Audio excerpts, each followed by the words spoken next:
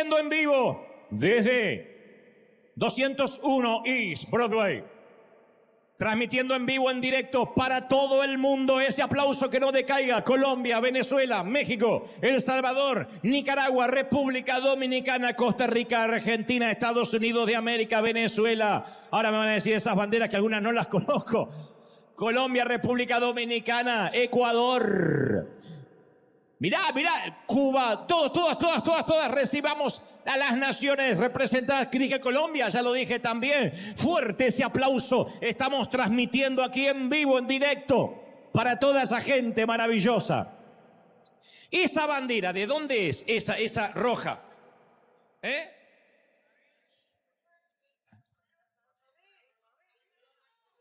París. Los marinos de Estados Unidos. Los Marines. París, entiendo yo.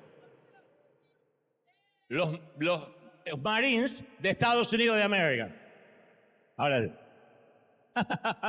Ahora sí. Dios te bendiga. Ahora sí. Yo de acá escucho París. Digo, ¿qué? París tiene bandera. Bueno, en todo caso sería Francia, ¿no? Pero bueno, a todos, bienvenidos. Cuando hay una bandera medio que no conozco, yo no quiero pecar por ignorante y decir que el país que creo que es, porque por ahí me puede salir mal, como me ha salido tantas veces. Entonces, claro, el que conoce su país y conoce sus colores y conoce su bandera dice, pero ¿cómo no puede saber? Pero no me las puedo aprender a todas. Y tenemos un público muy ecléctico, tenemos un público muy cosmopolita, es una diáspora que viene de todo el mundo, entonces es muy difícil aprenderse todas las banderas, pero a todos muy bienvenidos. Y si me olvidé de un país, y si hay un país nuevo, Andorra o lo que sea, bienvenido también, bienvenidos a River, que todos se sientan cómodos en casa. Muy bien. ¿Estamos listos, sí o no? Para que Dios nos hable. Muy bien. Hace algunos años llegó un respetado predicador a la Argentina. Yo vivía allá. No solía viajar este hombre ni salir de su país. Hablo de David Wilkerson. Pero aquella vez, en una rara excepción, decidió ir a ver a los líderes de mi país. El cupo era muy limitado, fue una mañana en un lugar llamado Costa Salguero. Era un grupo de quizás no más de 100, entre los que yo tenía la providencia y el privilegio de estar asistiendo. Y recuerdo que aquella mañana saludó el caballero al liderazgo y fue directo al hueso del asunto y dijo, no quiero perder mi tiempo ni se los haré perder a ustedes. Así que le diré lo que Dios me mandó a decir, lo que Dios me dijo que les dijera. El gran problema de la mayoría de sus iglesias, añadió, es que han orado en lugar de obedecer. Y es por eso que vuestras oraciones ya no funcionan. Fue fuerte, ¿no? Especialmente para aquellos que siempre bregamos y sostenemos que la oración es muy importante, y no lo dudo, de hecho. Finalmente dijo una cosa que jamás olvidaré y que de hecho lo convertí en un axioma, en un tótem, en un proverbio personal para el resto de mi vida. Él dijo, la oración solo es eficaz cuando dejamos de usarla como un sustituto para la obediencia. Lo diré otra vez. Él dijo, la oración solo es eficaz cuando dejamos de usarla como un sustituto, como un reemplazo a la obediencia. Y aquel querido, respetado predicador no estaba alejado de la verdad. Si habláramos menos, si hiciéramos más, yo creo que causaríamos el mismo impacto que la iglesia de los apóstoles del libro de los Hechos causaba. Entonces algunos pensamos en ocasiones que el Señor nos va a decir, bien pensado, siervo fiel, cuando lleguemos allá, ¿no? O bien dicho, siervo fiel, bien discutido, bien debatido, o bien criticado, siervo fiel. Pero Él solo nos hará el único elogio posible y es, bien hecho, siervo fiel. No hay otro elogio. Nunca nos va a decir que lo pensamos bien, que lo debatimos bien, porque son los hechos de los apóstoles, no las teorías de los apóstoles. Y quiero que me prestes mucha atención a esto porque de otro modo creo que te podrías perder el alma de este mensaje, ¿no? Las reformas, yo siempre sostengo que las reformas espirituales nunca nacen de nuevos descubrimientos. Eso es lo que suelen hacer las sectas. Las sectas descubren cosas nuevas o creen descubrir cosas nuevas en la Biblia y ahí salen las herejías, ¿no? Las reformas verdaderas, las vueltas a la senda antigua, nacen de un redescubrimiento de algo antiguo, de algo primitivo, que se nos hizo común sin darnos cuenta, que nos olvidamos. ¿Y qué necesita redescubrir nuestra iglesia? Cuando hablo de iglesia, no hablo solamente de esta congregación local, sino de toda la iglesia que nos está viendo a través de todo el globo. ¿Qué necesitamos redescubrir? Que estamos perdiendo nuestro valioso tiempo, a veces orando y reclamando por aquello que ya funciona en lugar de obedecer. O sea, la oración siempre tiene que ser en pos de tener más comunión con el Señor. Oramos porque necesitamos estar cerca de Él, como una pareja que se ama y valora cada minuto que puede estar juntos y charlar, platicar, mirarse a los ojos, pero no para pedirse el uno al otro cosas. La oración eficaz es aquella que surge del amor, de la comunión, de querer estar juntos, pero muchas veces oramos equivocadamente, pasamos horas, por ejemplo, pidiéndole a Dios que salve almas, que las traiga a la iglesia. Señor, trae a los perdidos, o toca a mi cuñado, a mi primo, y si tienes mucha fe a tu suegra, para que Dios los bendiga. Y la actitud es una suerte de: Señor, si tú amaras a esta gente la mitad de lo que yo la amo, nos harías crecer. Si tú amaras un cuarto de lo que yo amo a la gente, llenarías la iglesia con gente nueva. A veces esa es la actitud petulante que tenemos. Como que nosotros amamos más a la gente que a Dios. Como si nosotros estuviésemos más interesados en que los perdidos se salven que Dios mismo, que envió a su Hijo por esos perdidos. Entonces hay algo que está mal en esta extraña teología. Porque nuestra oración, insisto, tiene que ser siempre la excusa, conectarnos con Dios, estar más con Él, pasar tiempo con Él, no una palanca que le mete presión a Dios y lo obliga a actuar. De allí es que produce tanta urticaria y tanta adversidad cuando escuchamos: reclama, decreta, ordénale a Dios. Nosotros no podemos ordenarle nada a Dios, ni decretar nada. Podemos creer las promesas, podemos mencionarlas, pero Dios sigue siendo el Rey y Él es soberano. A veces dice sí, a veces dice no, a veces dice hay que esperar. ¿Es así? Pero orar esperando que Dios salve a la gente es vivir un cristianismo pasivo. Casi, yo diría, rayando los rieles de la incredulidad. Solo que lo disfrazamos de reverencia, diciendo: yo ya oré por las almas, ahora no hay nada más que hacer, ahora esperar que Dios las traiga. Lo he escuchado desde pastores hasta líderes: bueno, yo ya oré, ahora hay que esperar que Dios traiga a la gente. Y eso viene a colación de que por años los cristianos practicamos la santidad por sustracción. O sea, no hagas esto, no hagas aquello, no peques, no mires, no caigas en tentación. Cuando yo llegué por primera vez a una iglesia cristiana, recuerdo que eran todos una lista de cosas que ya no se podían hacer. Ya no puedes fumar, ya no puedes bailar, ya no puedes usar cierta clase de vestimenta, ya no puedes tomar alcohol, ya no puedes mirar partidos de fútbol porque son 22 tipos corriendo tras la cabeza de Satanás. Había un montón de cosas que no se podían hacer. Entonces, el problema es, con todo esto, que los cristianos bien podremos abstenernos de hacer cosas incorrectas, lo cual está bien, pero seguir sin hacer nada correcto. O sea, eres cristiano, sí, ¿y qué haces? Bueno, no hago un montón de cosas. ¿Y qué haces bien? Y bueno, no sé, pero sé lo que no hago.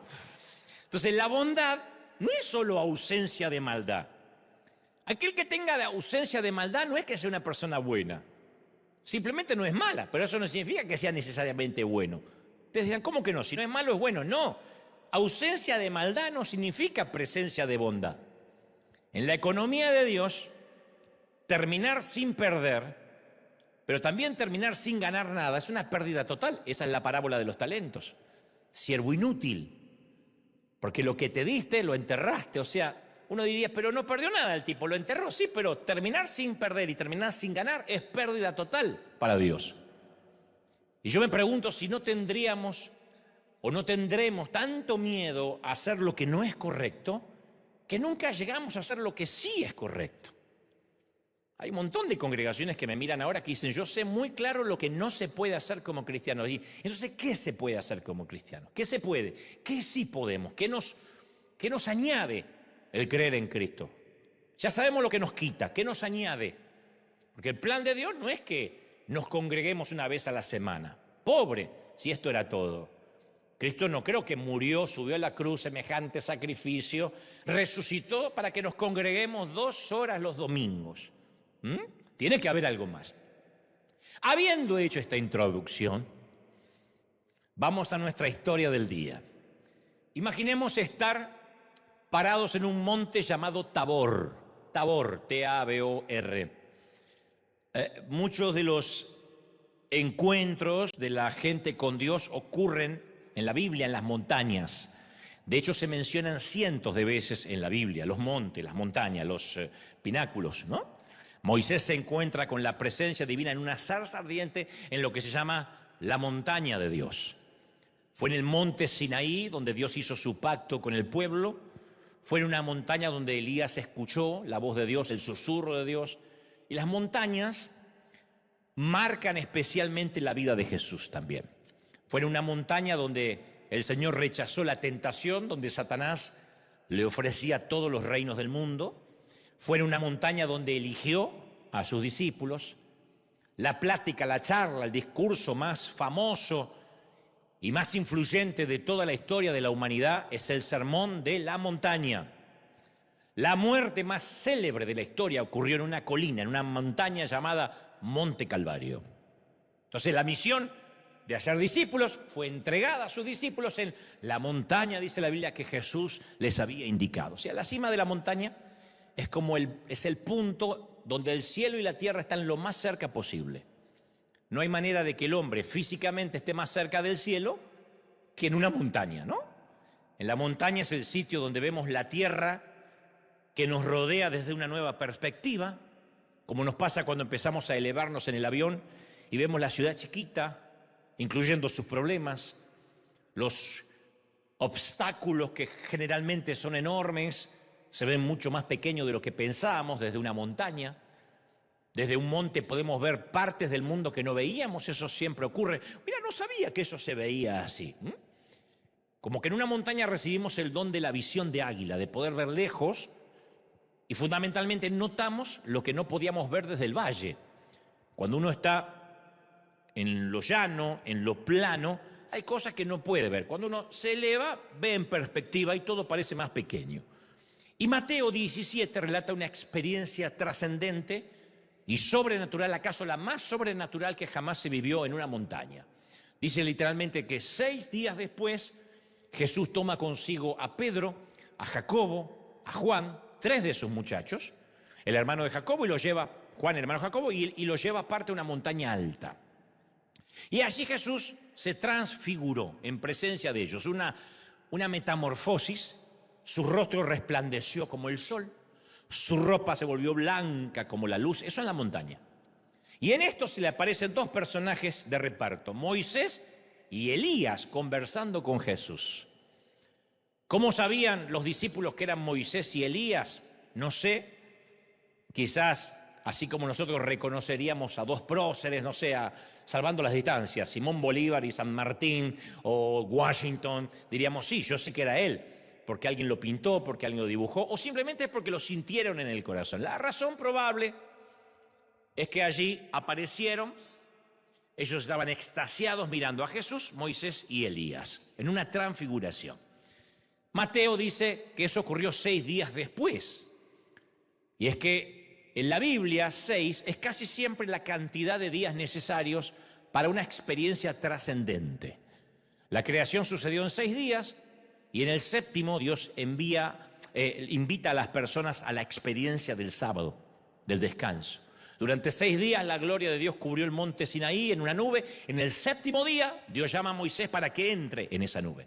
Como que siempre hay 6 días de preparación para que en el 7º ocurra algo.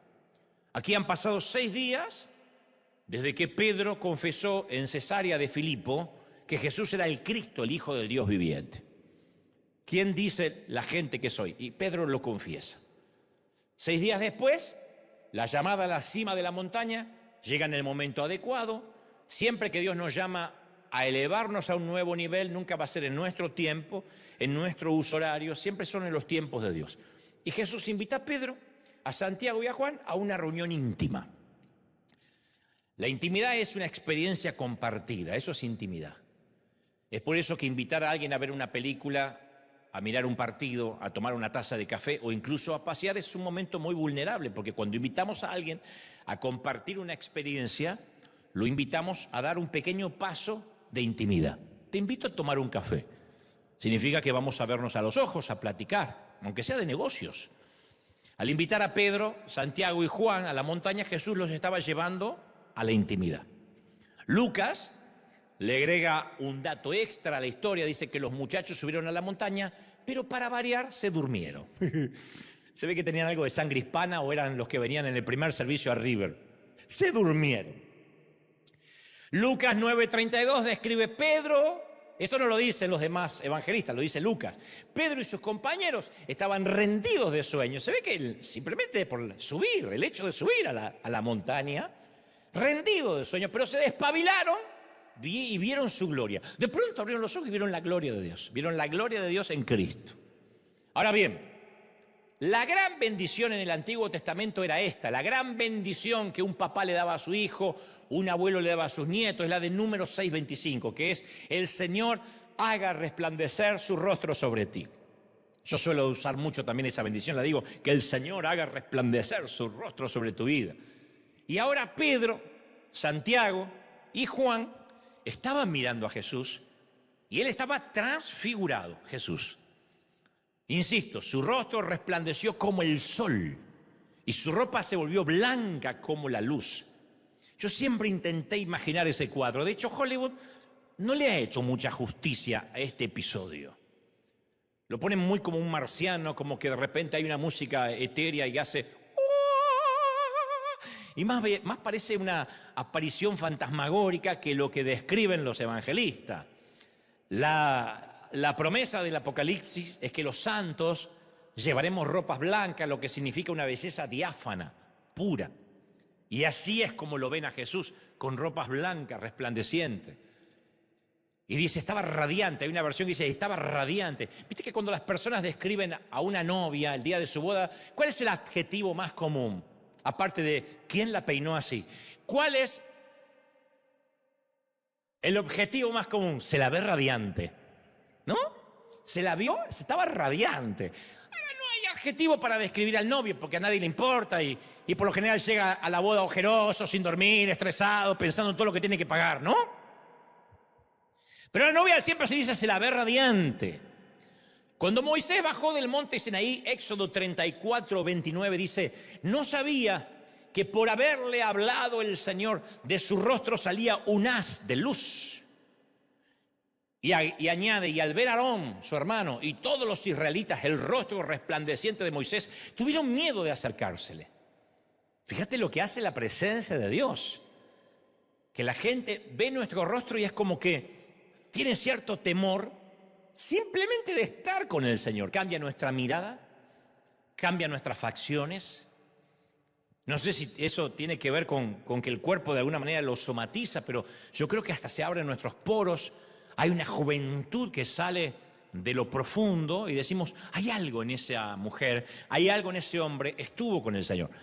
Uno puede orar a los gritos, hablar en lengua, si eres carismático, pentecostal, pero nada de eso va a demostrar si estuviste con Dios. Cuando uno está con Dios, el rostro cambia. Y cuando digo estar con Dios no significa encerrarse un mes, Cuando uno realmente ora de corazón. Hay algo que se imanta. Eso pasó con Moisés. El salmista dijo en el Salmo 34:5, radiantes están los que a él acuden. Jamás su rostro se cubre de vergüenza.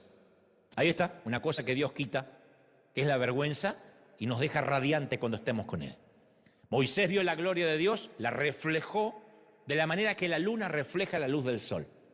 Obviamente no voy a insultar vuestra inteligencia, porque todo el mundo sabe aquí que la luna no tiene luz propia, ¿no? Que es el reflejo del sol. Si hay alguien que se acaba de enterar, bueno, bienvenido, enhorabuena. Pero la luna refleja el sol. No tiene luz propia. Eso es lo que pasaba con Moisés. O con cualquiera que tuvo un encuentro cercano del tipo sobrenatural con Jesús. El rostro le empieza a brillar. Pero este no era el caso de Jesús en el monte de la transfiguración. Jesús no estaba reflejando. Él era la fuente. Él estaba irradiando. Por eso dice como el sol, no dice como la luna. No es que estaba reflejando el brillo de Dios su Padre, sino que Él, de pronto, desde dentro muestra su deidad divina por primera vez. El Jesús hombre, el Jesús niño, el Jesús carpintero muestra que era Dios hecho hombre. Hollywood y la religión organizada nos vendieron la imagen de un Jesús agringado, siempre. Cuando yo digo, piensa en Jesús, uno se imagina que va a ser ese Jesús anglo que hemos visto en las películas. Pelo largo y castaño claro. De hecho, gente que tiene visiones, así es como lo ve. Dice, no, tenía el pelo castaño, era casi rubio, barba perfectamente recortada, parecía Gastón. Dentadura impecable, una dentadura, una faja roja que cruza su túnica como si fuese una versión del Capitán América. Pero los escritores del Nuevo Testamento nunca describieron cómo lucía físicamente Jesús. Como que no importaba demasiado. No hay una sola descripción de cómo pudo haber sido Jesús. De hecho, Isaías 53:2, muchos años antes profetizó y dijo, no había en él belleza alguna, su aspecto no era atractivo y nada en su apariencia lo hacía deseable. Hay teólogos que sostienen que Isaías estaba hablando del Jesús crucificado, ensangrentado, desfigurado por los golpes. Y otros dicen, no, realmente hablaba de que Jesús no era un tipo atractivo físicamente. Y es probable que en un mundo que adora la belleza más que a Dios y que tiene un exacerbado culto a la estética, donde importa tanto si somos delgados, si somos gorditos, si somos rubios, si somos morenos, Jesús supiera que él no era atractivo, que había que ver más allá de lo exterior. Pero ahora está irradiando una luz sobrenatural. Tampoco hablan de su físico, no dicen, y se transformó en rubio, y sus ojos se pusieron azules. No está hablando de eso. Ahora se transforma y muestra que él es Dios, a través de su ropa, a través de su rostro. Y ahí aparece el inefable Pedro. Peter. Papá hispano. Dicen algunos teólogos que están por confirmar que el papá era mexicano y la mamá salvadoreña con ascendencia argentina. Pedro acaba de despertar. Recordemos que Lucas dice que se adormecieron los muchachos, ¿no? Y cuando se despiertan ven la imagen. Y Pedro abre la boca. La última vez que Mateo registra a Pedro hablando es cuando le dice a Jesús que no hable acerca de la cruz. El Señor dice, tengo que morir, tengo que ir a la cruz. Y Pedro dice, te reprendo, no hables de la cruz, tú no vas a morir. Y Jesús le respondió, aléjate de mí, Satanás. Quieres hacerme tropezar. No piensas en las cosas de Dios, sino en las cosas de los hombres. O sea, literalmente, por más que lo endulcemos, Satanás estaba utilizando la lengua de Pedro. Así que puedo imaginarme que durante 6 días Pedro ha estado trabajando seriamente en su boca. Durante 6 días Pedro se ha estado diciendo a sí mismo, tengo que tener más cuidado antes de abrir la jeta, tengo que tener más cuidado antes de abrir la jeta, tengo que tener... Pero los que tenemos jeta suelta. Así que cuando Pedro se despierta, nadie habla, Pedro sí. Pedro habla y vuelve a anotarse un gol de chilena. Le dice a Jesús, Señor, qué bueno que nos quedemos a vivir aquí, quedémonos aquí. Y después agrega, si quieres, levantaré. No dice levantaremos. Quirúrgicamente usa el singular, como diciendo, se me ocurrió a mí. Se me ocurrió a mí. Levantaré 3 altares, 3 albergues, 3 enramadas, 3 tiendas. Una para ti, una para Moisés y otra para Elías. Ya está resuelto el tema de vivienda para ustedes, chicos. Vamos a levantar 3 tiendas, Moisés, Elías y Jesús. Marcos, tratando de ser condescendiente, cuando relata este incidente de la bocaza de Pedro, agrega, el pobre Pedro no sabía qué decir, porque estaban muy asustados. Marcos 9:6 dice eso, dice, no sabía qué decir, porque estaban muy asustados, que trata de excusarlo a Pedro, diciendo, yo sé que cuando lean esto en la Biblia lo van a querer matar, pero entiendan, estaba asustado el tipo, estaba en estado de shock.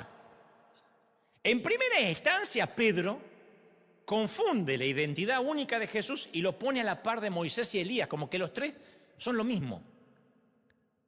Como que es una tríada, como que son 3 delanteros de un equipo de fútbol. Me imagino a Moisés y a Elías preguntándole a Jesús, ¿realmente después de 400 años y todo un planeta de personas, este tipo es lo mejor que pudiste encontrar? Pero el propio Dios, muy paciente, el propio Dios, no Jesús que está ahí transfigurándose, el propio Dios, muy paciente con Pedro, no lo dejó terminar de hablar, para que no siga metiendo la pata. Literalmente, no estoy exagerando, Mateo 17:5 dice, mientras que Pedro aún estaba hablando, porque estoy seguro que habría querido hablar más. ¿Viste cuando uno mete la pata y la quiere arreglar? Y ya no tiene vuelta atrás. Ahí hay que decir, perdón. Te encuentras con una señora excedida de peso. Le dijiste, ¿estás embarazada? No, es grasa. Perdón. No, es que a veces la grasa puede ser un bebé. No. Perdón. Hay que decir perdón y irte con dignidad. Pero acá Pedro parece que está hablando porque dice, y mientras que Pedro seguía hablando, Dios lo interrumpe. Apareció una nube luminosa que los envolvió, del cual salió una voz que dijo, este es mi hijo amado. Estoy complacido con él. Escuchadle o escúchenlo. Entonces, el error de Pedro no fue a priori solamente igualar a Jesús con Moisés y Elías.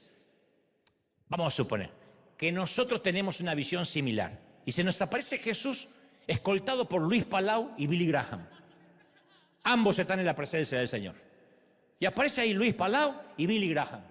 Capaz que de la emoción y de los nervios sacamos el celular y nos queremos hacer una selfie con los tres. Luis, Billy, Jesús. Seríamos capaces. Entonces no lo juzguemos. El error de fondo de Pedro no fue ese, sino el querer quedarse ahí. Fue lo primero que dijo, quedémonos acá, no bajemos más. Porque como a la mayoría de nosotros se nos hace fácil adorar una experiencia espiritual más que al Dios que produjo esa experiencia espiritual. Por eso las iglesias, las congregaciones, los congresos que prometen milagros, chiripiorca, temblores, caídas, se llenan. Porque amamos las experiencias sobrenaturales. El famoso, ¿qué sentiste? ¿Sentiste algo? Pero siempre el propósito de la experiencia de la montaña está precisamente en las palabras del Padre. Este es mi Hijo amado, escúchenlo, obedézcanle. En palabras simples, lo que Dios está buscando no es que nos mudemos permanentemente a la experiencia de la montaña. Si no, tendríamos servicios 24 horas o los 7 días de la semana. Tengamos experiencias y experiencias y experiencias. El propósito de Dios no es que tengamos una visión continua de la transfiguración. La respuesta concreta es la obediencia. Escúchenlo. Para eso era la transfiguración. Porque esos discípulos iban a necesitar confiar en que ese muchacho era el Hijo de Dios. Especialmente estos tres que después tendrían una audacia inexplicable e inequívoca, iban a necesitar recordar que era el Hijo de Dios. Lo vieron. Fueron testigos oculares de su transfiguración. El propósito de la experiencia era darles audacia para que lo obedezcan. Por un momento Pedro se olvidó que él no fue invitado a subir a la montaña porque había hecho algo bueno. Y también se le olvidó que no estaba siendo invitado a bajar de la montaña porque hizo algo malo. No. Fue invitado a la montaña para obedecer a Jesús. Tenemos una experiencia espiritual los domingos para obedecer mínimamente de lunes a sábado. Para eso son las experiencias. No para quedarnos. Y sigue narrando. Al oír esto los discípulos, cuando Dios dice obedezcan a mi hijo, se postraron sobre sus rostros los muchachos y tuvieron gran miedo. Entonces Jesús se les acercó, los tocó, le dijo levantaos, no temáis. En otra manera está diciéndole soy yo, tranquilo, soy yo. Y alzando ellos los ojos, a nadie sabieron sino a Jesús solo. O sea que los otros dos se fueron. Capaz que Elías dijo, para seguir escuchando a Pedro, mejor me voy. Moisés se fue, Elías se fue, la nube se fue y Jesús ya no está brillando. Ahora es el mismo Jesús de siempre que ellos conocieron. Entonces, ¿la lección cuál era? De que la ley, Moisés, y los profetas, Elías, apuntaban a Jesús. La ley y los profetas apuntaban a Jesús. Ahí terminaba todo. Los judíos tenían mucho respeto por la ley mosaica, la ley de Moisés, y por lo que decían los profetas. ¿Quién representaba la ley por excelencia? Moisés. ¿Quién representaba a los profetas por excelencia? Elías. Y ahí estaban los dos íconos señalando a Jesús. Ahora que tuvieron esa visión, tenían que irse de la cima de la montaña, no se quedaban ahí. Tenían que volver a sus rutinas, había trabajo por hacer, tenían que bajar de la cima de la montaña. ¿A dónde? A la vida corriente, al trabajo, a las exigencias, a las esposas, a los que estaban casados, a los hijos. Incluso tenían que volver al fracaso, tenían que bajar de ahí. El punto es que ahora ellos sabían quién era Jesús. Sí, lo habían oído decir que era el Hijo de Dios, pero ahí tuvieron la evidencia ocular de que era el Hijo de Dios. Y a veces nosotros, en vez de bajar después de tener la experiencia y el encuentro con Jesús y hacer nuestro trabajo, preferimos acampar en la experiencia de la montaña, lo que decía al principio. Ponernos a orar que Dios traiga las almas, que las suba a la montaña. Ponernos a orar que Dios traiga un mover de Dios. Ponernos a orar por cosas que nos corresponden a nosotros hacer. Si observamos la práctica de la iglesia contemporánea, vamos a notar que siempre, y esto lo van a saber aquellos que tienen años en el peregrinar cristiano, siempre aparecen como movimientos nuevos que llegan a ser enormemente populares, sobreviven un par de años, 2, 3 años, no más, luego desaparecen en el olvido, como que son modas. En el camino, cada uno de estos movimientos o teologías novedosas cultivan no sé si un fanatismo, pero unas ganas de seguir, ponen en nosotros un deseo de tenemos que saber, es el último grito de la moda, nos cautivan y enlistan gran cantidad de cristianos, incluyendo el tiempo, las energías, las finanzas. E insisto, los que llevamos años en esto, hemos atravesado esos diferentes movimientos, especialmente carismáticos. Los que venimos del mundo pentecostal, somos de atravesar siempre modas nuevas. Los bautistas son un tanto más conservadores, los hermanos libres también. Pero los pentecostales nos gusta la candela. Recuerdo cuando llegó el movimiento de la oración, no la oración que siempre ha estado, el movimiento de la oración. Allá por los 80, los que tengan mucha memoria, si algunos ya tenían a Cristo. Pero el movimiento de la oración nos aseguraban que el secreto para un dramático avivamiento mundial era orar durante 24 horas, sin parar. Porque eso había hecho crecer la iglesia en Corea. En Corea, yo siempre cuento, cada nacionalidad, cada país tiene su manera de buscar a Dios. Tiene que ver un poco con la mistura, con la raza.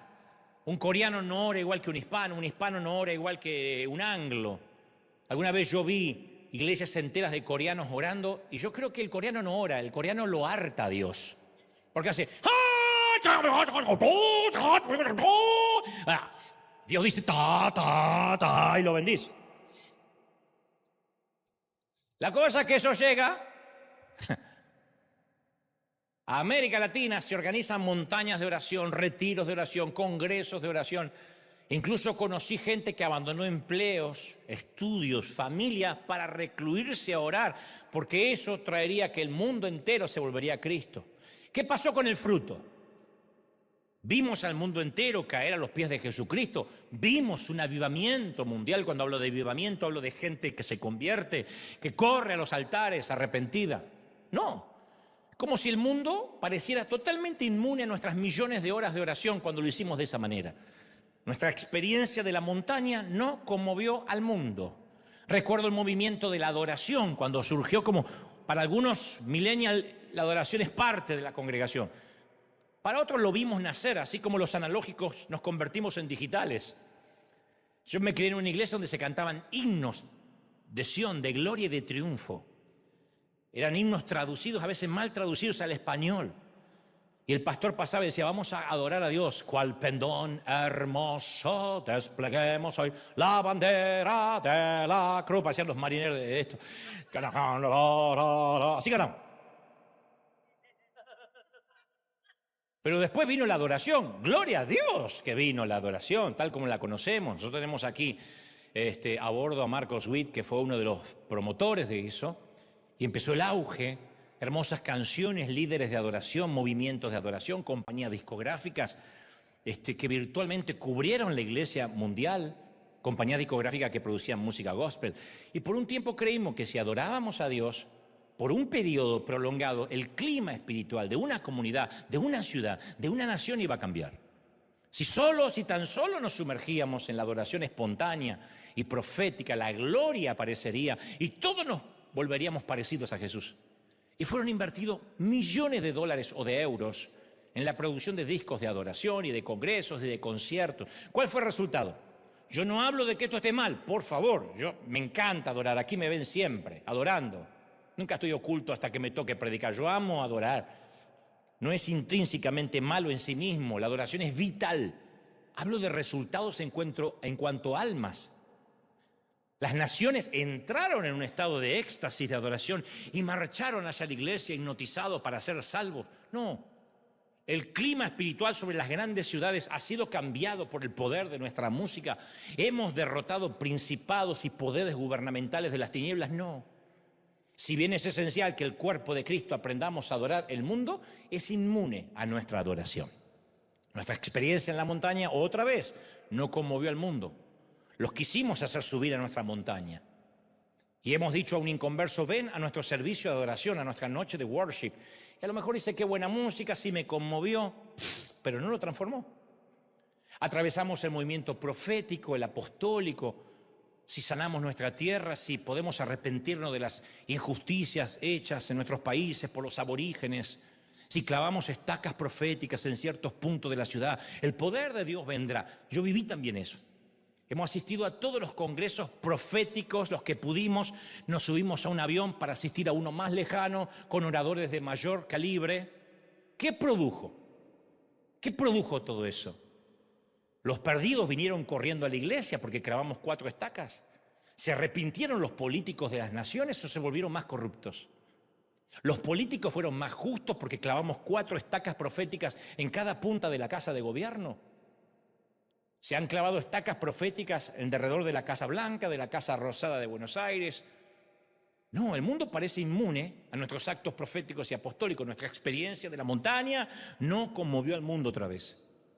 Entonces, para una persona no convertida es irrelevante que decretemos, que declaremos, que pregonemos, que digamos que hay una palabra gravitando, paz para nuestra ciudad.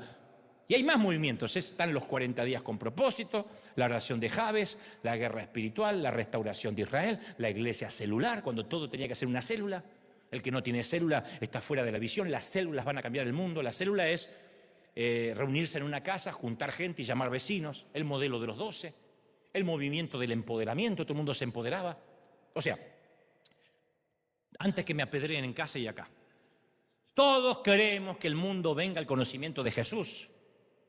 Yo no estoy diciendo que haya una mente maquiavélica detrás, tratándonos de timar. Todos queremos que los perdidos se salven, que los enfermos se sanen, que los oprimidos sean liberados. Queremos que la justicia, la paz y el gozo inunden nuestros hogares, nuestras comunidades, nuestras naciones. Todos esos movimientos son defendidos y promovidos, me consta, la mayoría por personas íntegras y bien intencionadas. Todos amamos a Jesús, amamos al mundo, a los perdidos y a la iglesia. Pero Jesús dijo que verificáramos el fruto. Y el fruto siempre tiene que ser visible, no invisible, no intangible. Porque cuando uno se mete en la experiencia de la montaña, uno dice, yo te pregunto, ¿le predicaste alguna vez a tu vecino, a tus parientes? No, pero cuando entran en mi casa sienten la atmósfera. Oh, ok. ¿Pero le predicaste? No. Pero antes de que venga, yo rocío con aceite toda mi casa. Ok. O sea, se van aceitosos. Alguien podría decir, qué frío que eres, Dante. No, convengamos que todos debemos vivir una vida de oración. Una vida de adoración, de devoción personal a Cristo, sí. Al fin y al cabo hay un importante precedente bíblico en estas prácticas, que el Señor y sus discípulos los predicaban. Jesús se alejaba de la gente para orar. Orar sin cesar. Yo no estoy diciendo que no. Pero no olvidemos que una herejía no es solamente lo que está fuera de la Biblia, sino una herejía es cuando predicamos una parte de la verdad ignorando el resto. Pablo dijo, me es necesario predicar todo el consejo de Dios, no una parte. Porque si yo te muestro una parte de la verdad, te estoy ocultando capaz que las letras chicas. ¿Cuál es la herejía? Ven a Jesús y se te acabarán los problemas. Eso es una herejía. Ahora, ¿se suelen acabar los problemas con Jesús? Sí, pero también hay problemas más grandes.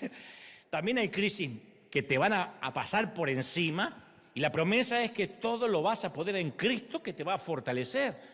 La promesa es que ni la muerte, ni principados, ni potestades, ni ninguna otra cosa creada te va a separar del amor de Cristo. Pero hay cosas que van a intentar separarte. ¿Me sigues, sí o no? Entonces, si yo te predico una parte de la verdad y te digo, Cristo quiere prosperarte y solo digo eso, es una herejía. ¿Prospera el Señor? Sí, pero a veces no. ¿Por qué? Porque Él es soberano, porque Él es rey. Porque a veces tenemos que pasar momentos, como dijo Pablo, de escasez y uno aprende a contentarse en la escasez. Entonces, insisto, una herejía es una parte de la verdad. Y a veces esos movimientos pueden convertirse en excusas para quedarnos en la montaña en lugar de ir por los cautivos. Honestamente, la razón por la cual estos movimientos son tan populares es porque nos eximen, nos excusan de los compromisos reales. No hay nada mejor para un creyente que me anoté en un congreso de 4 días intenso de la mañana hasta la noche y me recibí todo. ¿Está mal? No, está bien. Pero el fruto de ese congreso, ¿dónde está? ¿Para qué me entrené? ¿Para qué Dios me llenó si nunca tengo dónde vaciarme? Entonces, a veces nos proveen un montón de actividades donde no se puede medir el fruto. Hay iglesias que tienen un montón de actividades toda la semana. ¿Y cuál es el fruto? ¿Se salva gente? Como diría Carlos Anacondia, un gran amigo y evangelista, esto, salva almas. Porque si no salva almas, ¿para qué sirve? Me acuerdo que en Argentina una vez había una iglesia que se hizo muy famosa porque empezó a caer polvo de oro del cielo. Y cuando la gente oraba, era como una purpurina que se le llenaba en las manos a la gente, y había otra iglesia que pasaba algo similar, pero era aceite. Y yo no voy a hacer un juicio de valores si esto era una estafa o era realmente Dios. Lo que digo es que una vez se lo plantearon al querido Carlos Anacondia, evangelista, y le dijeron, mire, hay tal congregación que cae polvo del cielo, y la pregunta de él fue, ¿y eso? ¿Salva almas? No, pero cae polvo del cielo, ¿y para qué sirve? ¿Se puede vender y dar a los pobres? No, porque es purpurina, no tiene valor. Entonces no me interesa. ¿Cuál es el fruto? Ahí es cuando todo se vuelve intangible, nos volvemos cristianos intangibles. No salimos a calmar el hambre de nadie, pero estamos intercediendo por los pobres de África. No ponemos ni una moneda en la ofrenda por los pobres de África, pero oramos. O merodeamos en las redes para decirle a otros ministerios a dónde deberían mandar dinero y a qué pobres deberían ayudar. La iglesia está llena de recomendadores de pobres. A mí me escriben todo el tiempo, hey, acá en la esquina hay una abuela que necesita ayuda. Es tu abuela, no mía. Entonces, no nos comprometemos con el dolor ajeno, pero participamos de actos proféticos, rociamos la vereda de la intendencia con aceite, le dimos 7 vueltas a la plaza. Y dicen, no estoy en contra de que estos actos proféticos no sirvan. Digo, eso solo es una herejía. Yo supe de una congregación en mi país que invirtió un presupuesto enorme en rociar con aceite las ciudades de un helicóptero. Y salieron con unos galones así de aceite a rociar toda la provincia. Y aquí, imagino, si vas por la calle, ¡pluf!, te cae el aceite encima. ¿Está mal? No, yo no voy a hacer un juicio de valor si está mal. Digo, la ciudad entera después por ese aceite se volvió a Cristo, porque si es así, cerremos el arena, consigamos un buen helicóptero, buen aceite y salgamos a rociar Anaheim. A mí me conviene más. Una vez a la semana vengo y me voy acá. Si eso es todo. Entonces, hay gente que cree que sirve a Dios con algo tan intangible como ponerle un like a una publicación. Dice, pero yo sirvo al Señor, yo comparto videos. A mí me suelen escribir muchos cristianos diciéndome, ¿por qué no te pronuncias acerca de la tragedia de Gaza, de los crímenes de Gaza, de la crisis de Venezuela, de la redada de inmigrantes? No te escuché decir nada acerca del asesinato de Charlie Kirk. Como que el simple hecho de que yo diga algo en redes demuestra que estoy comprometido con ciertas causas. Porque es cool, porque es parte del esnovismo. Opinar en las redes como si eso me eximiera de involucrarme, de tener que predicar. Ya opiné en las redes. A priori yo no soy el Papa para tener que pronunciarme de todo. Si oro por una nación o por una crisis, lo hago en secreto y punto. Y además, si yo mencionara algo, en mi caso, aparecerían un montón religiosos diciendo, ¡ja, ja! Qué fácil es opinar desde Estados Unidos, ¿eh? ¿Cómo se nota que opinás de Venezuela sin conocer nuestra realidad? Así que yo me cuido mucho de opinar. Ni siquiera opino mucho de mi país, a menos que esté ahí. Pero esa es la nueva tendencia de principios de siglo. Me preocupo. Tengo carga por los perdidos, pero por internet. Pero nada de eso ni es compasión, ni servicio, ni amor real. Ni ensuciarse las manos con el corazón de la gente, con las almas de las personas. Entonces el Señor no necesita ni intermediarios, ni lobistas, ni managers. Si queremos servir, vamos a tener que bajar de la montaña, de nuestra santidad y superioridad, y ensuciarnos las manos con la gente. Vamos a tener que bajar. Ya, bájate de la montaña. Vamos a tener que bajar. Entonces a veces uno dice, pero caramba, nuestra iglesia actual no se parece nada a la iglesia del libro de los Hechos, cuando ciudades enteras eran dadas vueltas, eran sacudidas por el poder del Evangelio. Entonces, ¿cuál es la diferencia entre ellos y nosotros? Que ellos dijeron algo, que ellos hicieron algo, arriesgaron todo, bajaron de la montaña y llevaron el mensaje al valle. No se le permitió a Pedro quedarse ahí arriba con 3 altares. A bajar, Pedro. Llevaron el poder a las calles. No invitaban al mundo a subir a su montaña. ¿Qué hubiésemos hecho nosotros? Vengan, que todos los domingos tenemos una transfiguración allá arriba. 2 transfiguraciones al día, a las 9 y 12:30, no falte. Hubiésemos hecho un altar en la montaña. No, a bajarse, mijo. Esto a partir de ahora va a ser una montaña más. Lo que Dios quería demostrarles es que estaba con ellos y las ciudades caían ante el Evangelio. El Señor no les dijo, hagan algunos actos proféticos, repliquen lo que vieron acá en la montaña. No les dijo, pidan perdón por lo que hicieron los abuelos antepasados. Mucho menos dijo, organicen varios congresos de transfiguración al año. Les dijo, prediquen el Evangelio, lo que yo hice, lo que Jesús hizo. Involúcrense con la gente, con la mujer adúltera, con la mujer junto al pozo, hablen con los samaritanos, crucen al otro lado. Dijo que sanaran a los enfermos, que echen fueran demonios, que resuciten muertos. Dijo que fueran por todo el mundo, no que se quedaran celebrando un culto en lo alto de la montaña.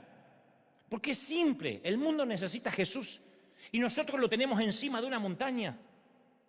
Los católicos suelen tenerlo graficado en un crucifijo, nosotros lo tenemos en una montaña de experiencia. Venga a sentir el poder de Dios. No podíamos estar de pie, se sentía desde afuera. Es impresionante lo que sentimos. Hay una vieja canción española que decía, baja Dios de las nubes y llévalo a la fábrica donde tú trabajas. Quita a Dios del madero y grábalo dentro de tu corazón. Saca a Dios de los templos en donde lo encerraron hace tantos años. Déjalo libre en las plazas y también en el mercado y el pueblo, porque Dios no es un Dios muerto. Y si pensáis que Él está muerto, equivocado, equivocado, equivocados estáis. Marcos Witt, para vos.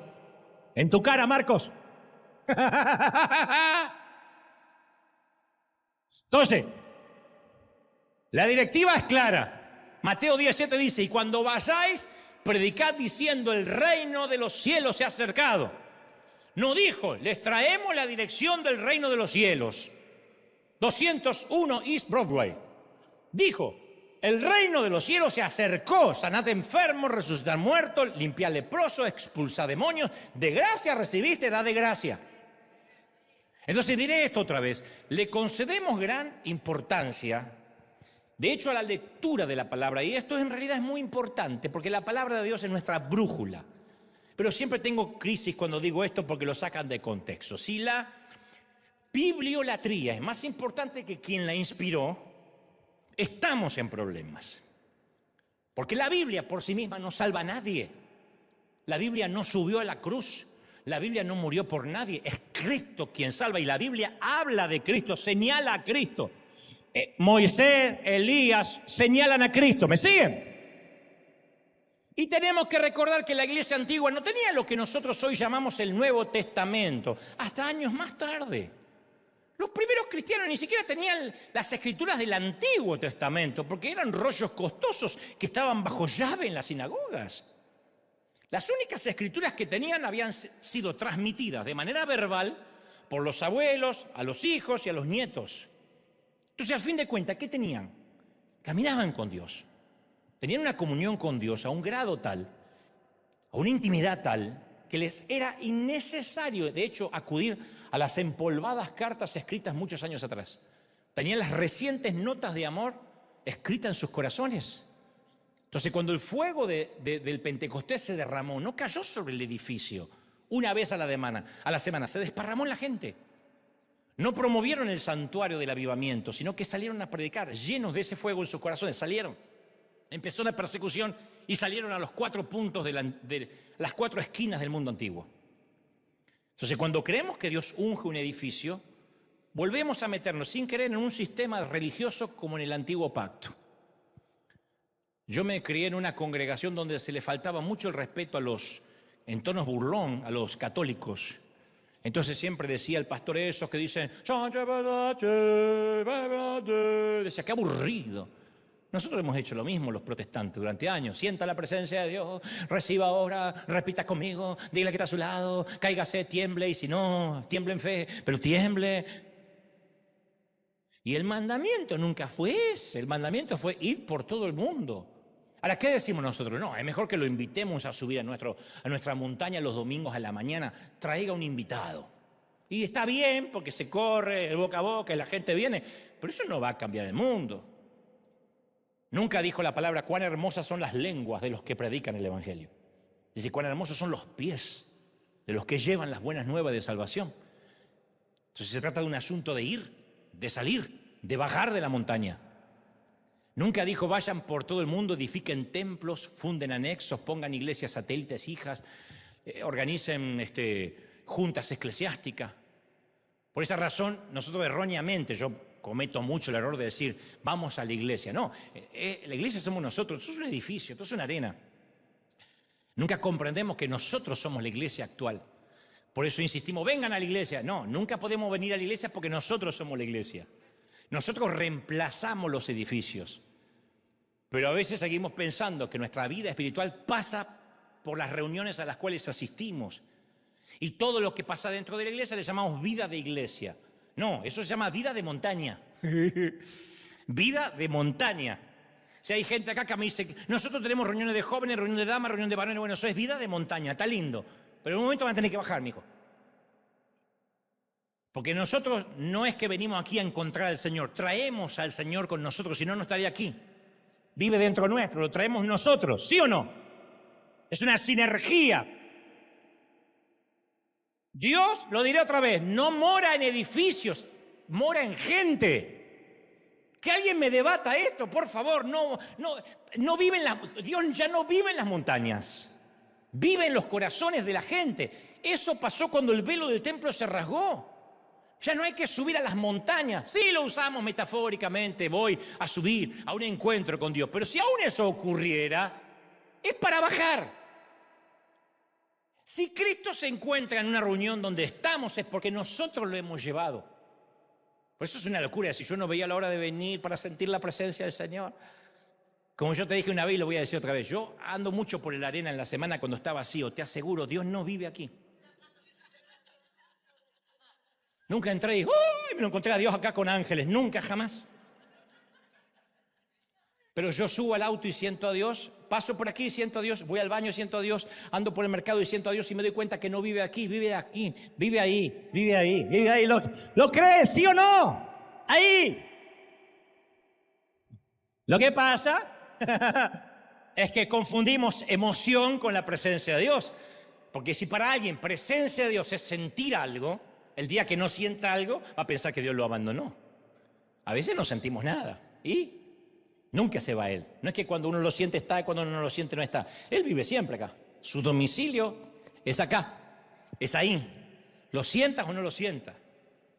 Dios dice que el agua viva sale de nuestro interior. Jesús dijo en Juan 4:13, el que bebiere del agua que yo le daré no tendrá sed jamás, sino que el agua que yo le daré será en él una fuente de agua que salte para vida eterna. No dice que entre, que salte. Yo lamento decepcionar a unos cuantos, pero lo diré en el cielo. nadie va a tomar la lista de la cantidad de servicios a los que asistimos. Esto le va a dar urticaria a los pastores, me van a querer matar. Pero Dios va a decir, hay un domingo de octubre que no te congregaste. No, porque ese día vino la consuegra. Apartaos de mí, hacedores de maldad. ¡Oh! ¿Hay que congregarse? Sí, pero no nos va a salvar eso. Eso es religión. El decir, yo me congrego para no perder la salvación. No pierde la salvación por congregarse o dejar de congregarse. ¿Qué hubiese pasado en la pandemia si no? Entonces Jesús vino a traernos vida las 24 horas del día, los 7 días de la semana, los 365 días del año. Los servicios pueden ser maravillosos, de hecho lo son, pero nuestra vida espiritual no está basada en 2 horas de servicio. ¡Pobre si son 2 horas de servicio! ¿De verdad? ¿De verdad Jesús murió para 2 horas? Jesús nunca dijo, los espero el próximo domingo en la mañana acá en la montaña. Oye, oremos para comprar un terreno en Jerusalén. Estoy entre Jerusalén y Grecia. Sí, quiero poner las oficinas ahí, ¿viste? Jesucristo Ministries. Y construir un templo central, ¿viste? Un megatemplo. Y después empezar a fundar anexos. Cuando alguien decía, maestro, ¿dónde vives? Él no respondía. Mira, Marcos, dale un folleto. En la parte de atrás está nuestra dirección y horario de reuniones. Nos juntamos con los discípulos siempre en la casa de Pedro. Y si no, si anda la suegra, nos vamos a la casa de Felipe. Él únicamente decía, ven. Y aquellos que esperaban que fundara oficinas centrales, todavía están esperando porque jamás tuvo dirección fija. Tampoco tenía horarios de reuniones, ni estudios bíblicos, ni reuniones de oración, ni cultos dominicales, ni congresos. ¿Qué manera enseñaba? Lo hacía mientras iba por los caminos de Palestina. Era una forma de vida que duraba 24 horas. Eso es ser como Cristo. Como dijo una vez, nosotros le decimos a la gente, ahora que eres cristiano, sigue lo que dice la Biblia. Y la mayor parte de nuestra enseñanza es que la gente conozca las cosas que nosotros conocemos. Y no que lleguen a ser lo que nosotros somos. Sería más fácil. ¿Y ahora qué tengo que hacer? Imítame a mí. Así como yo vivo, trata de vivir. Pero no, sigue lo que dice acá, es más fácil. Pablo le dijo a los Corintios en la segunda carta, capítulo 3, versículo 2, ustedes mismos son una carta escrita en nuestro corazón, conocida y leída por todos. Como dijo alguien, seremos la única Biblia que alguien leerá alguna vez. Nosotros somos las cartas de Dios. No dijo, ustedes serán los que conocen las cartas de memoria. Ustedes son las cartas.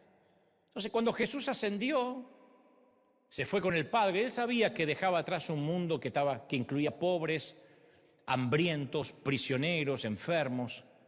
Entonces hizo planes para resolverlo, un plan a largo plazo y otro plan a corto plazo. El plan a largo plazo implicaba su retorno, su poder en gran gloria. Así como me veis ir, me van a ver venir. El plan a corto plazo implicaba ponerlo en nuestras manos. Él ascendió para que nosotros ocupáramos su lugar. Entonces, cuando la gente suele preguntar, ¿dónde está Dios cuando la gente sufre? Es una pregunta que se hace mucha gente hoy. La respuesta es otra pregunta. ¿Dónde está la iglesia cuando la gente sufre? Porque Dios está acá. ¿Dónde está Dios cuando hay guerras? Acá, en el corazón de la gente. ¿Qué hace esa gente cuando hay guerra? Es otra pregunta. ¿Qué hace Dios con la pobreza? ¿Por qué Dios no hace nada? Porque Dios está acá. ¿Qué hacemos nosotros contra la pobreza? Entonces, cuando Jesús se fue, dejó la llave del reino en nuestras torpes manos. ¿Y nosotros qué hacemos? Como nunca sentimos que damos la talla, vivimos queriendo subir a la montaña. Y otra subidita de montaña. Y dice, empezá a predicar, cabezón. Háblale a alguien. No, déjame una subidita más. Dale, una subidita más. Y estamos. ¿Por qué el cuerpo de Cristo se parece tan poco a Cristo? Yo no puedo dar una respuesta segura porque obviamente soy parte del problema. Entonces me incluyo. ¿Por qué me parezco tan poco a Él? ¿Por qué yo me parezco tan poco a Cristo? Tenemos este tesoro en vasos de barro para que la excelencia del poder de Dios sea de Él y no en nosotros. Eso es lo que escribió Pablo en una de las afirmaciones más precisas que jamás se hayan escrito. Él sabía que dejaba este tesoro en vasos de barro, en nosotros. En esta cuadrilla destartalada de gente. Nadie se enoje que estoy yo entre ustedes. El haber estado alguna vez en la montaña de la intimidad de Cristo no fue solo para que tengamos la experiencia de ver la luz, sino convertirnos en parte de esa luz.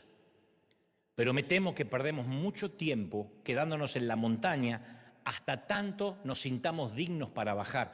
Nunca nos vamos a sentir dignos para bajar. Nunca.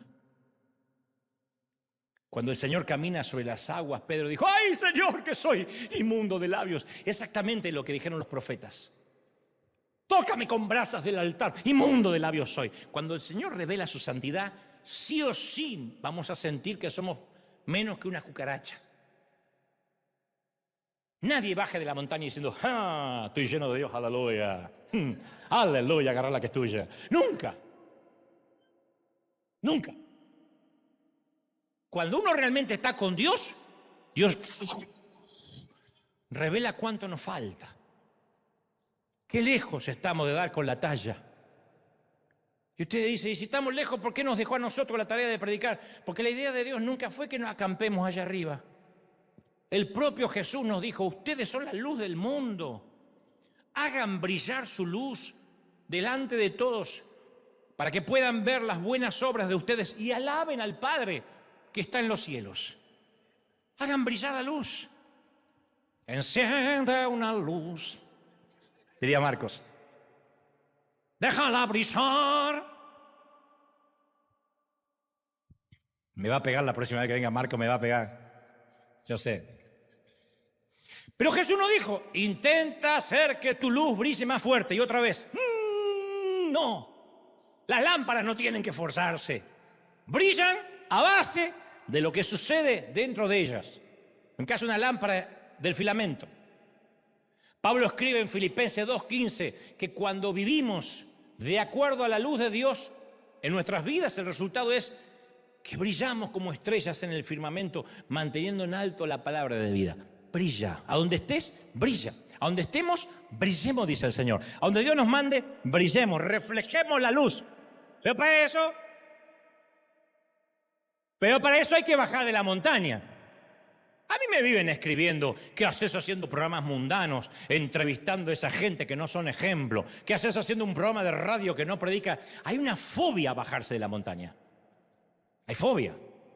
Yo tendría que entrevistar a apóstoles, a pastores y a ciertos, porque algunos. Porque por ahí si no están en enlace, no están tan ungidos como el otro y también tendría problemas.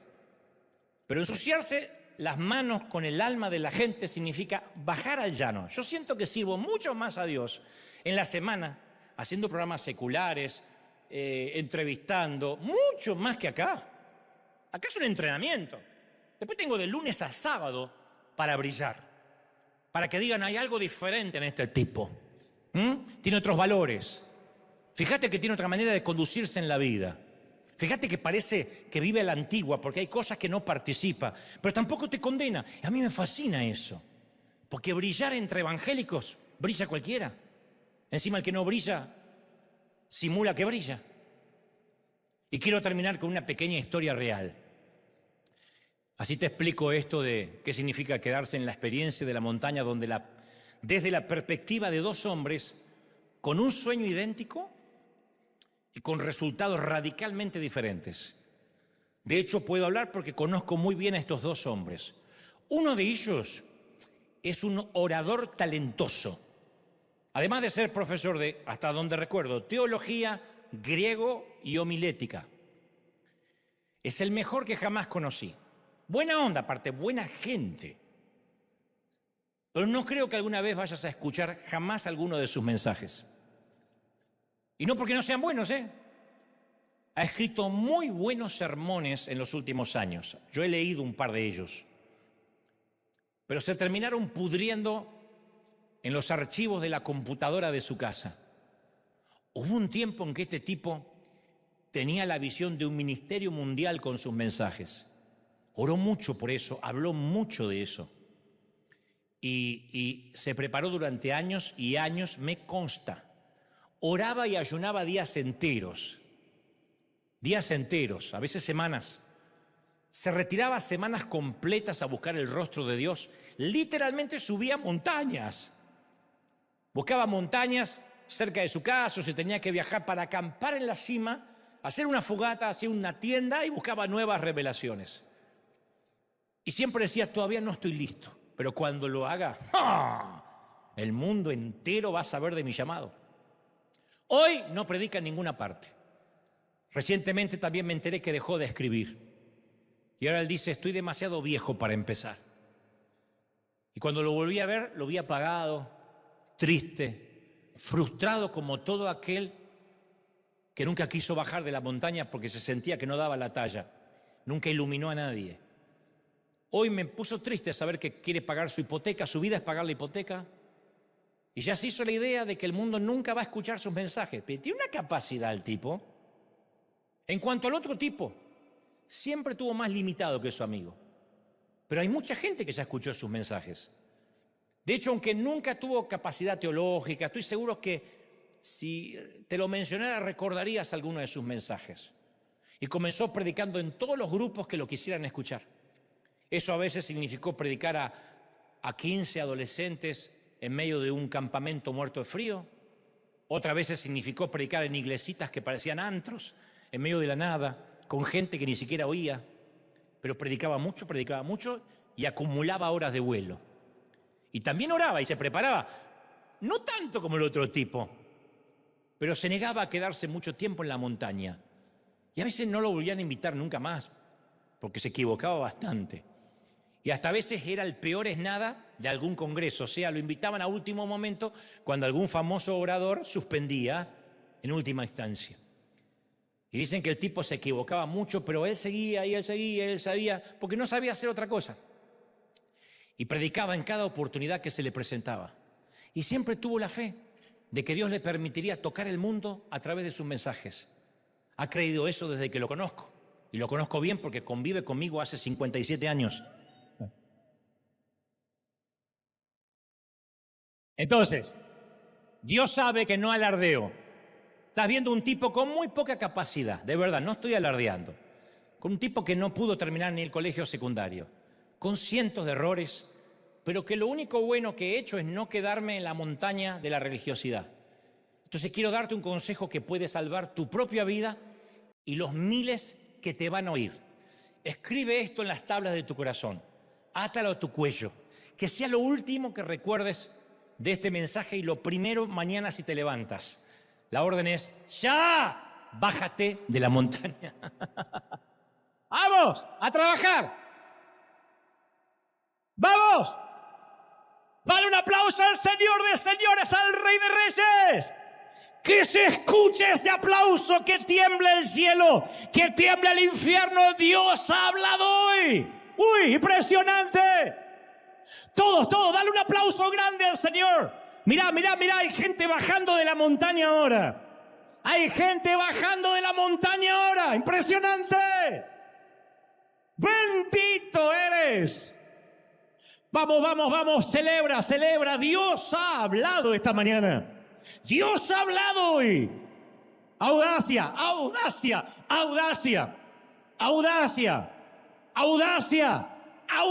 dice el Señor. Todos los que puedan levantar su mano al cielo conmigo, vamos a orar juntos. Aquí en casa, vamos a clamar. Vamos a pedirle al Espíritu Santo que nos dé, que nos ayude a bajar de la montaña. Es una orden de parte de Dios. Dios le está hablando a muchos líderes a salir afuera. Quita a Dios de los templos en donde lo encerraron hace tanto tiempo. Bájalo del crucifijo, llévalo a las calles. Porque Dios no está muerto y si pensáis que está muerto, equivocados estás. Baja a Dios de las nubes, sácalo de los templos.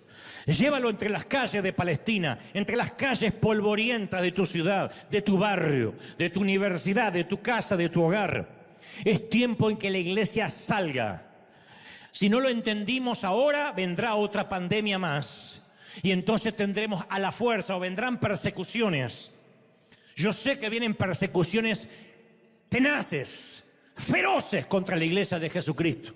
¿Cómo lo sé? Leo Apocalipsis.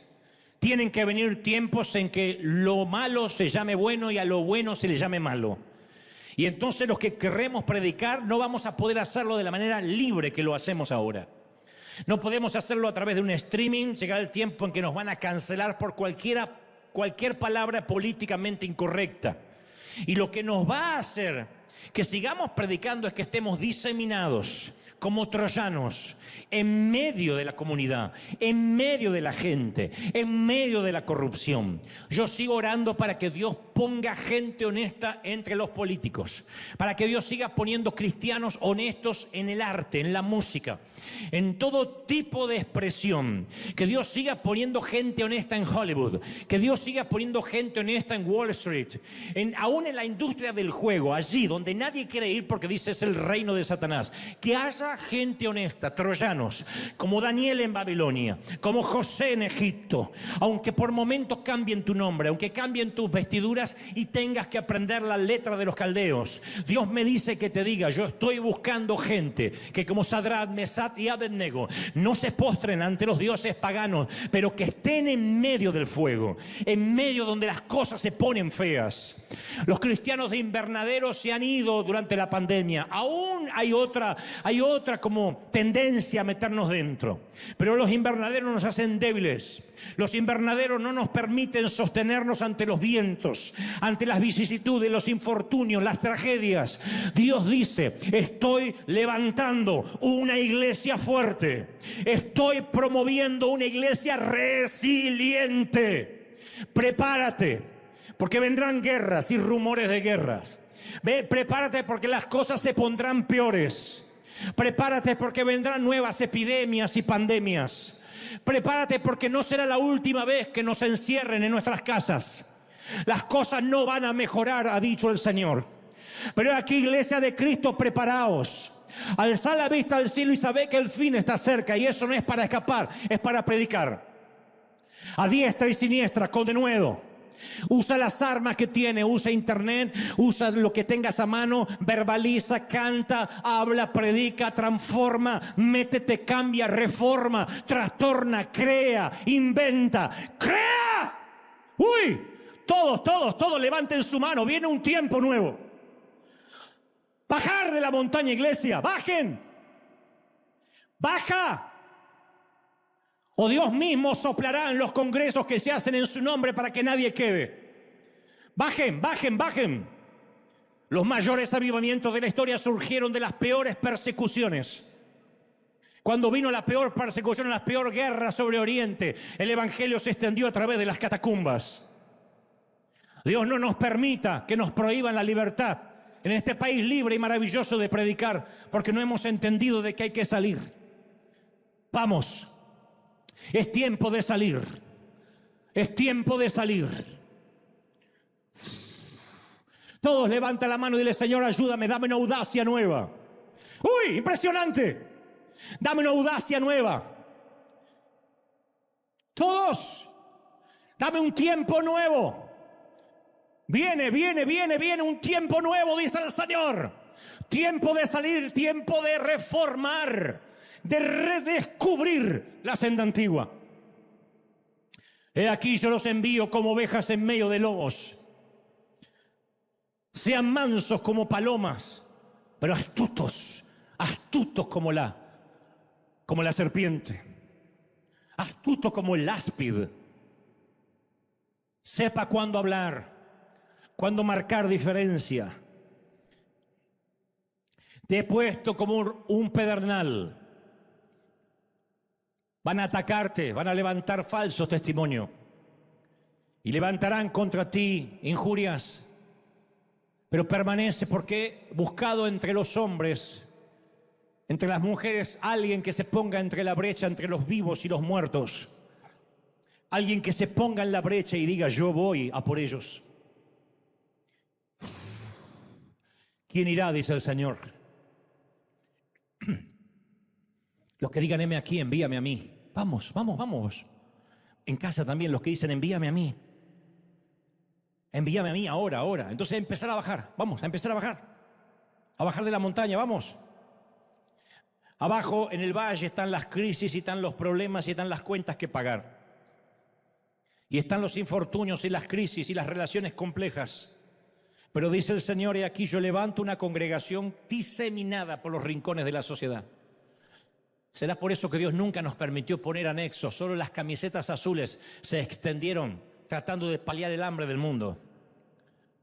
Por eso quizás Dios no nos permitió nunca fundar nuevas congregaciones, porque es el tiempo, dice el Señor, que lo que hemos leído, lo que sucedió en la pandemia, entendemos y comprendemos que es tiempo de salir, es tiempo de ir y predicar el evangelio a toda criatura. Gente que me está mirando en casa, no dudes. Sé que hay gente pidiendo confirmaciones. Ya, se terminaron las confirmaciones. Ya basta de pedir vellones a Dios, basta de decirle: Señor, si esto es tuyo, que me llamen, que me digan, que aparezca, que venga con un calcetín verde. Ya. Si has creído en lo que has visto en el monte, en tu experiencia con Dios, tienes que ir a por ellos, tienes que ir por los perdidos. Ya no habrá confirmaciones. Ya no confiará Dios en personas que necesitan sentir. Si creímos alguna vez en que el Señor murió por nosotros y nos llenó del Espíritu, tendremos que ir, gente. Y si no, todo esto habrá sido un mal chiste.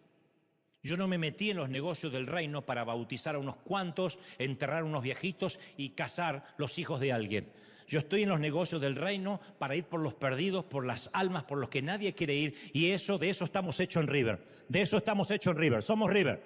¿Cuántos lo creemos? Decimos amén. Dale un aplauso al Señor de Señor y dile: Señor, ese es mi Dios. Somos iglesia. Somos iglesia. ¡Aleluya!